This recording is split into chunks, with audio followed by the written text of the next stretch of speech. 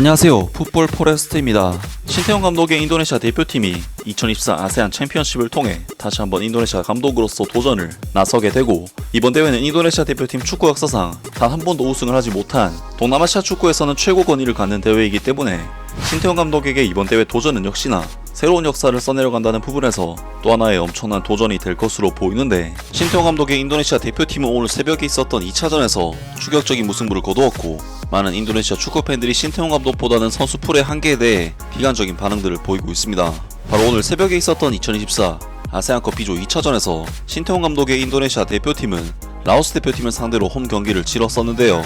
이번에 인도네시아 대표팀이 상대한 라오스 대표팀은 현재 피파 랭킹 186위 자리에 위치한 지난번 상대했던 167위 미얀마 대표팀보다도 무려 20계단 가까이 낮은 순위에 있는 동남아시아에서도 정말 최악체급 팀으로 분류할 수 있는 팀으로서 라오스 대표팀은 이번 대회에 참가하는 10개 팀들 중 선수단 시장가치 평가액이 9위, 동티모르를 제외하고는 최악체로 분류되는 팀이기 때문에 인도네시아 대표팀에게 이번 경기는 당연히 손쉽게 잡을 수 있고 1차전보다는 더 수월한 경기력을 보여줄 수 있는 상대라고 할 수가 있었는데요.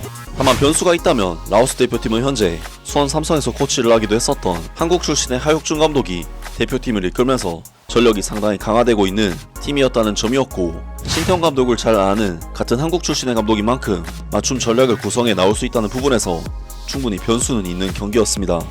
이번 경기에서 인도네시아 대표팀은 라오스 대표팀을 상대로 역시나 홈 경기이기도 하고 객관적인 전력상 압도적인 우위를 가지고 있는 팀이기 때문에 기본적인 볼 소유 능력에 있어서는 당연히 인도네시아가 크게 우세하는 경기력을 보여줬고, 전반전 볼 점유율 수치가 72대 28, 슈팅 숫자 면에서도 15대 6으로 2배 이상 넘어가는 큰 차이를 보였습니다. 라오스로서는 사실 전력 차이를 극복하기가 쉽지 않은 경기였기 때문에 수비적으로 지키면서 역습을 노리는 형태에 전술적으로는 분명 한계가 있는 경기를 할 수밖에 없었는데, 문제는 인도네시아 대표팀이 워낙에 경험이 부족한 어린 선수들로 이번 대표팀을 구성해왔기 때문에 기본적인 공격 빌드업 과정에서 패스 미스들이 너무나 많이 발생을 했고, 패스 미스 상황이 아니더라도 패스의 강약 조절이나 정확성 등 퀄리티 면에서 부족함을 보이면서 압박에 상당히 취약할 수밖에 없는 전개였습니다. 때문에 한 번의 기회를 노리고 있는 라오스의 공격수들에게는 인도네시아의 어설픈 빌드업이 좋은 먹잇감이라고 할 수가 있었고, 실제로 라오스 선수들이 압박에서 상당한 효과를 보면서 인도네시아를 상대로 예상외의 선전을 보여줬는데요. 결국 인도네시아 대표팀은 라오스 대표팀의 역습에 수비적으로 번번이 무너지는 모습을 보이면서 무려 3골이나 실점을 허용했고, 라오스 대표팀과 이번 경기를 3대3 무승부라는 실망스러운 결과로 마무리하게 되었습니다. 인도네시아 대표팀은 1차전에도 미얀마 대표팀을 상대로 힘든 경기를 했었기 때문에 이번 경기에서의 부진은 지난 경기의 부진이 결코 우연이 아니었음이 증명된 씁쓸한 결과라고 할 수가 있었는데, 신태용 감독은 경기 후 기자회견에서 이번 경기 결과에 대해 실망감을 드러내는 인터뷰를 남겼습니다. 인도네시아 대표팀의 신태용 감독이 2024 아세안컵 B조 조별리그에서 인도네시아 대표팀이 라오스에게 비긴 이유를 밝혔다. 2024년 12월 12일 목요일 마나한 스타디움에서 열린 인도네시아와 라오스의 경기가 3대3으로 끝났다. 신태용 감독은 경기 후 인도네시아 대표팀과 라오스 대표팀 모두 최선을 다했다. 그런데 우리의 실수로 잘못된 패스가 실점을 만들었다. 그것이 우리를 무승부로 만든 이유이기도 하다. 너무 안타깝다고 말했다.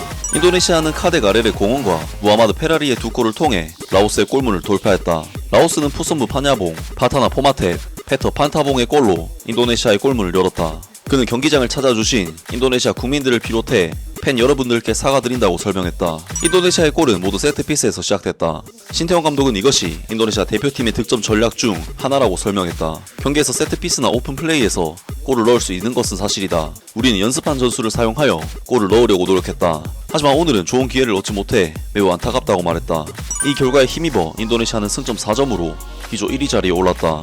인도네시아 대표팀은 2위, 베트남보다는 승점 1점 앞서 있다. 라면서 신태용 감독이 이번 경기 결과에 대해 실망하는 인터뷰를 남겼고, 선수들의 패스미스 문제가 결국 실점들을 초래했으며 이번 경기에서 2개의 득점을 만들어낸 세트피스는 원래부터 준비를 했었던 의도한 플레이에서 나온 골이라고 설명을 했습니다. 확실히 이번 대회에서 인도네시아 대표팀은 네덜란드 출신 선수를 거의 다 부르지 않았고, 인도네시아 자국 선수들 중에서도 22세 이하 선수들로만 대표팀을 구성해서 나왔기 때문에 당연히 이제껏 인도네시아가 보여준 경기력에 비해서는 못 미치는 경기력이 나올 수밖에 없는데요. 하지만 신태용 감독의 U22 전략은 내년에 있을 동남아시안 게임 우승을 노리기 위한 큰 그림으로서 어린 선수들에게 큰 무대 경험을 주기 위한 장기적인 성과를 바라보는 선택이라고 할 수가 있을 것 같은데, 많은 인도네시아 축구 팬들이 신태용 감독보다는 선수 풀의 한계에 대해 비관적인 반응들을 보이고 있습니다. 신태용 감독이 전술에 약하다는 것은 인정을 해야 한다. 이제부터 선수들의 실력에만 의존할 수 있다. 난 신태용 감독을 비난하는 것이 아니라 로비 다르비스, 아칸 필키, 자나딘 파리스 같은 선수들을 비난한다. 그들은 국가대표팀에서 수준에 맞지 않는 것 같다.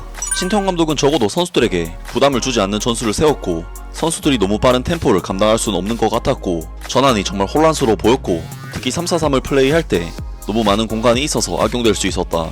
선수들 간 거리에 변화가 있어야 한다. 신태용 감독은 간접적으로 왜 현지 선수들보다 외국인 선수와 귀화 선수를 선호하는지를 말해주고 싶었던 것 같다. 난 신태용 감독을 옹호하는 것은 아니지만 어린 선수들을 데려올 수 있는 선수들의 선택의 폭이 제한적이라는 것은 사실이다. 사실 결국 이 팀은 신태용 감독이 선택한 것이기 때문에 그는 자신의 선택에 대한 책임을 져야 한다. 적어도 선수들이 편안하고 적합할 수 있는 게임 플랜을 제시할 수는 있다. 팀이 초반부터 어려움을 겪은 것처럼 보이지만 전술에는 큰 변화가 없었다. 신태용 감독은 왜 저스틴 허브너가 이 팀에 있기를 원하는지를 알 수 있었고, 수비수가 정말 형편없다는 것을 알 수가 있었다. 신태용 감독의 실수는 아르칸 피크리를 기용했다는 것이다.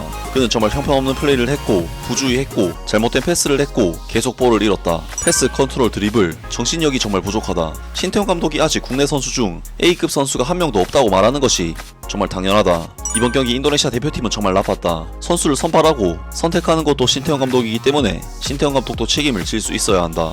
우리는 U22 대표팀을 국가대표팀에 배치했다. 다음 경기 상대는 베트남인데 상대팀에게 너무 많은 실점을 내주지 않기를 바란다.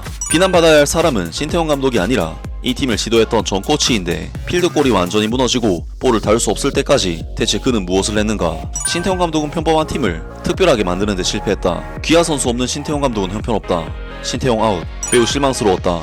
스코어 때문도 아니고 레드카드 때문도 아니고 경기가 처음부터 끝까지 정말 엉망진창이었는데, 특히 미드필더 때문이었다. 네티즌들은 신태용 감독이 좋은 전술을 갖기를 바라지만 대부분의 리그 선수들은 비전이 없고 플레이 IQ가 낮다는 사실을 잊어버린다. 아무리 훌륭한 코치라도 선수들이 코치의 지시를 이행하지 못하면 소용이 없다. 구체적인 예는 맨체스터 유나이티드다. 이건 청소년 팀이냐 성인 팀이냐 그런 문제가 아니고 협회 문제도 아니고 그냥 리그의 퀄리티의 문제다. 심지어 인도네시아 일부 리그 선수들의 클래스도 아직 엉망이라 신태용 감독이 귀화 선수를 기용하는 것이 정상이다. 동남아시안컵을 보고 나니 왜 많은 선수들이 귀화 선수를 선택했는지를 알게 됐다. 내 생각에는 후방이 탄탄해야 미래의 기회가 창출될 수 있다고 생각한다. 인도네시아 팬들은 이중성이 있다. 승리하면 신태용 감독이 존경받고 패배하면 젊은 선수, 심판, 가짜 토너먼트에 대한 데이터에 대해 토론한다. 선수들의 퀄리티가 전술 운용이 안 되는데 왜 신태용 감독을 탓하는 거지. 사실 귀화 선수의 도움을 받으면 전략을 수행할 수 있기 때문에 귀화에 동의하는 것이다. 유럽에서 뛰는 귀화 선수들의 존재가 아니었다면 안타깝지만 이것이 신태용 감독의 진정한 모습이다. 단 4경기만 맡은 코치와의 전술 싸움에서 패배함, 그리고 선수들 대부분이 젊다. 라오스는 효과적으로 플레이하고 신태용 감독은 국내 선수만으로 플레이하는데 귀화 선수가 없는 우리 레벨은 라오스의 레벨과 같다. 등등 많은 인도네시아 축구 팬들이 신태용 감독보다는 귀화 선수가 부족해서 부진했다는 등의 반응들을 보였습니다. 정말 이번 대회는 신태용 감독에게 귀화 선수 없이 잘할 수 있을까라는 검증의 의미도 가지는 대회가 될 것으로 보이는데, 과연 신태용 감독이 이번 대회에서 어떤 성적을 내게 될지 기대를 아무튼 오늘 영상은 여기까지고요. 영상 재밌게 보셨다면 구독과 좋아요 그리고 댓글 부탁드립니다. 감사합니다.